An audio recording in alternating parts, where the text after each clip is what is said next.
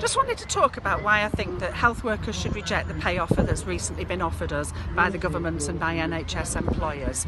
Right, for 8 years we've had a pay cap of 1%, which has left all health workers 14% worse off. We decided we'd had enough of that and launched a campaign last year in order to end the pay cap, a campaign that was successful. The government, incredibly weak, was forced to back off, was forced to concede that the pay cap was unsustainable and that they would enter negotiations to offer us an end and a better pay offer. The pay offer for people at the top of the band, and I'll go through it in detail, is 3% this year, 1.7% next year and 1.7% the year after. Each one of those is below the current rate of inflation and below the predicted rate of inflation, so amounts to 3 more years of pay cut. It's not as bad a pay cut as when we got 1%, but it is still a pay cut and it's below inflation, and so the 14% that we would lose would become bigger as a result of this 3-year deal. For people not at the top of their band, who've still got increments, it's more complicated because they have restructured Agenda for Change to create less bands, less increments for each band, and those increments no longer overlap. Things that the union wanted, and that's good. The problem is that when they present the offer to you, they've combined the amount that you would get for your increment, which is about 4% a year, and the amount that you would get for your cost of living, which is supposed to be 3%, and they've then given you a figure at the end which makes it look like a much better deal than you would have got otherwise, because you don't normally add up the numbers in that way. So if you do get your 4% cost of living increment and your 3% cost of living, that's 7% a year, 21% over 3 years. If your number, when you look at your numbers, is less than 21%, you too are getting a pay cut under this deal. Even though 17%, 18% doesn't feel like a pay cut, it is less than you would get if we weren't doing this restructure.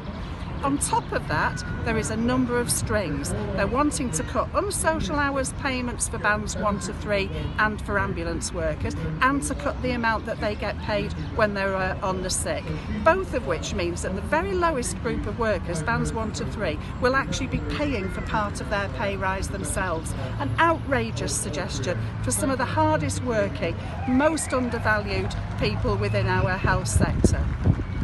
The other strings, probably the most importantly, is that increments are no longer annual and they're no longer automatic. They're every 2 or every 3 years. That is an outrage that you have to wait that long, but it won't you won't just get it automatically. You will have to arrange a meeting with your manager. You'll have to be on no disciplinary, no capability. You'll have to have done all your mandatory training, which often we haven't got time off the wards to do, and you'll be penalised for it. And you have to have met the local standards for your department. I think it's very difficult for health workers to meet the demands for their department when their departments have been cut to ribbons. There's not a single A&E in the last year that's met the 4 hours target, and we have targets in all our departments that we know it's not possible to meet, not because we don't work hard enough, but because they don't give us enough resources to do it. That can affect your ability to get your increment. We are being put onto performance-related pay, which is a tragedy and a disaster, and is something that we cannot accept in a health service today. And I think we're in a good position to reject it. We have a weak government, they are divided and fighting over Brexit, they are completely undermined by what they're doing, and that's why they were forced to give up the pay cap in the first place. People are angry and want to fight. I'm at a demonstration today of nursery workers in Salford who are refusing to accept the closure of their nurseries, and it's a very popular demonstration, just like we would be very popular if we demonstrated and campaigned and went on strike and did the things that we started last autumn and have now abandoned for this deal. We can do better than what's being offered to us, and I think we should reject the deal and get that better offer. MPs got 15% in the last 3 years. Why are they offering us 6.5%?